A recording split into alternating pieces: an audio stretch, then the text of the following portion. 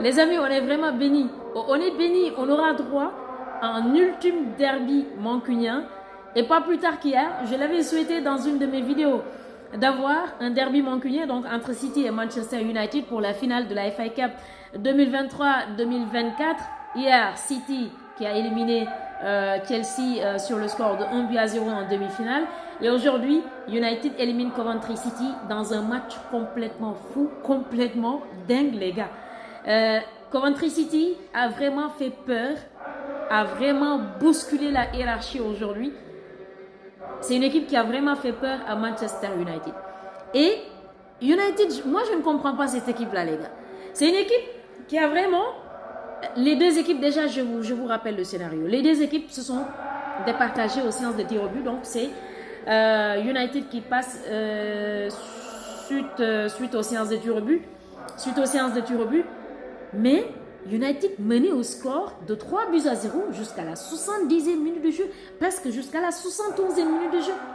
Comment United s'est fait surprendre, s'est fait remonter à égalité, 3 buts partout. Non mais c'est tout simplement fou les gars. Vous jouez face à une équipe. Bon, c'est vrai que les petites équipes, bon, pas plus tard qu'hier, je le disais, je déteste ça, je vais retirer le mot. Je n'aime pas dire les petites équipes. Mais une équipe quand même de deuxième division anglaise. Coventry City, c'est une équipe de deuxième division anglaise. D'accord, vous jouez, le problème c'est quand vous jouez contre ces équipes-là, c'est des équipes qui se disent on n'a rien à perdre. Les joueurs se disent on n'a rien à perdre. C'est-à-dire ils viennent dans le match comme ça. Et c'est là où cette équipe devient redoutable. Quand une équipe dit, ou quand les joueurs disent on n'a rien à perdre, qu'on gagne ou qu'on perde. L'essentiel c'est de se donner à fond, c'est-à-dire de ne pas démériter. C'est ça le mental de ces équipes-là. Et pendant la première période, moi j'ai vu une équipe de Manchester United très bien organisée. Très bien organisée. Une équipe qui maîtrisait carrément son match. Déjà à la 23e minute de jeu, c'est McTominay qui ouvre le score. Un joueur que j'adore. Je ne sais pas pourquoi, mais c'est un joueur... C'est-à-dire le respect dans son jeu, moi c'est hallucinant. C'est un joueur qui vraiment s'applique. À la 23e minute de jeu, c'est lui qui ouvre le score pour United. À la 46e minute de jeu, juste avant d'aller au vestiaire, le capitaine, c'était lui le capitaine, bon, peu importe. Le défenseur mancunien Harry Maguire qui double la mise pour Manchester United sur un service, je pense que c'était sur corner.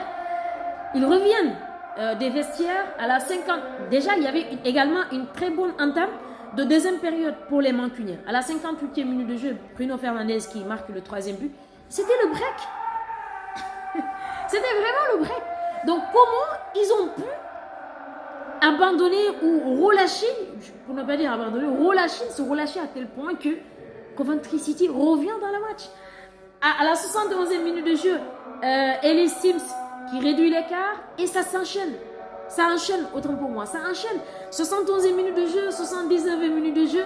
Et pour couronner le tout, à la 95e minute de jeu, United concède un penalty qui a été donc transformé par Hash Wright. C'est tout simplement euphorique les gars. Donc United qui s'est fait remonter. Non mais c'est fou. C'est fou. J'ai aimé le match de Maguire, mais il y avait beaucoup de choses quand même. Il y avait beaucoup d'erreurs défensives aujourd'hui du côté de Manchester United. Il y avait beaucoup d'erreurs défensives. Et ces erreurs-là, vous les répétez face à City, mais vous êtes mort. Le match est perdu d'avance. Ça, c'est sûr. Pour moi, c'est Coventry City. Même personnellement, c'est pas que je supporte telle équipe ou telle équipe, mais pour moi, la victoire aurait dû basculer voilà, le match aurait dû basculer du côté de Coventry City parce qu'à la 80, dans le temps additionnel, je pense bien des prolongations, si je ne m'abuse, Coventry City a marqué un but, mais malheureusement, moi-même je pensais que c'était pas du tout, oui, c'était la 111e minute de jeu si je ne m'abuse. Non, c'était pas. Ouais, c'est Victor Thorpe qui avait marqué donc le but à la 124e minute de jeu. Moi, je pensais qu'il n'y avait pas une position d'hors-jeu, mais Wan-Bissaka ne le couvrait pas du tout. Il ne le couvrait pas. C'est après quand j'ai vu la VAR, comme tout le monde, hein, quand j'ai vu la VAR, que j'ai su que Saka avait le pied un tout petit peu. avant Thor. Donc c'était logique que le but, mais c'était à 1 millimètre près. C'est-à-dire que des fois aussi la VAR, vraiment ça gâche le football. Ça gâche complètement la beauté du football à 1 millimètre. C'est vrai qu'en hors-jeu, c'est un hors-jeu. Il n'y a pas de débat là-dessus. Mais pour moi, ce but, et c'était sur une contre-attaque. Une action magnifiquement menée. Allez, moi, j'aurais aimé, bon, j'ai dit des bêtises, mais j'aurais aimé que lorsque il y a une sortie de balle aussi limpide qu'ont fait les joueurs de Coventry City, mais c'est une action parfaitement, le mot, les gars, ça m'échappe. C'est-à-dire, c'est une action qui a été bien orchestrée jusqu'à ce que Thorpe, l'attaquant de Coventry City, Victor Thorpe, trompe Onana et marque ce but, mais malheureusement c'était sur une position d'hors-jeu comme je l'ai dit. Mais en tout cas, pour moi, Coventry City méritait vraiment de passer. Après, ça se joue à des détails près. Déjà, il rate 2 pénaltys, donc c'est United qui rate un seul pénalty.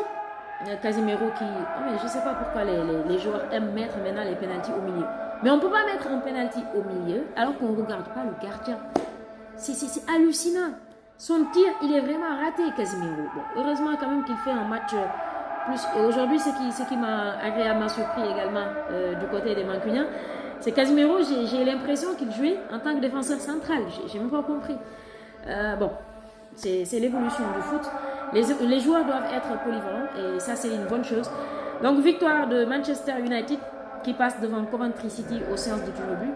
Et donc, retrouve City en finale. Ce sera le 25 mai, comme je l'ai dit tout à l'heure, au Stadium Wembley. Et du côté de la Bundesliga, en Allemagne, les gars, Leverkusen. Toujours Leverkusen, encore Leverkusen. Les gars, moi, je ne comprends plus cette équipe-là. Cette équipe-là, elle pue le foot. Elle pue le foot, Leverkusen. Et Xavi Alonso, il faut qu'il nous donne... Bon, personnellement, il y a quelque chose qui me dit, c'est cet ADN, ou en tout cas cette force, ce mental qu'il transmet aux joueurs de Leverkusen, pour moi, il a puisé au Real Madrid. N'oublions pas qu'il a fait les belles années, il fait partie des joueurs qui ont fait les belles années du Real Madrid.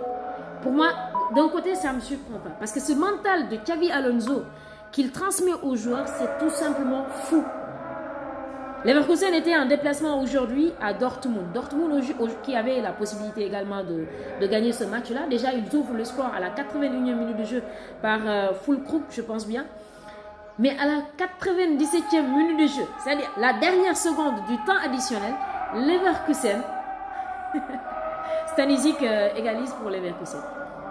45 matchs, 0 défaite. 45 matchs, 0 défaite, les gars. C'est tout simplement hallucinant ce que fait cette équipe de Leverkusen. C'est vraiment hallucinant. Et en tout cas, bravo à Xavi Alonso pour cette saison extraordinaire. Et moi, ce qui me plaît le plus dans cette équipe-là, parce que j'ai regardé le match, je valsais entre les deux, entre la demi-finale et le match entre Dortmund et Leverkusen, c'est-à-dire que les joueurs, ils se connectent. Cette connexion entre les joueurs, comme on le dit en Wolof, il y a la boum guerre.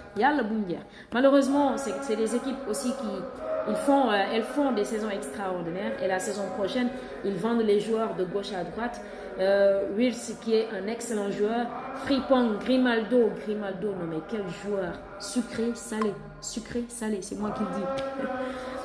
C'est tout simplement hallucinant. Mais du côté de Manchester United, vous avez intérêt à revoir votre copie avant la finale du 25 mai. Je vous retrouve plus tard dans la soirée pour revenir sur ce match entre... on aura droit à un classico. Personnellement, je suis catalane, mais je suis pessimiste. Je suis pessimiste pour plusieurs raisons.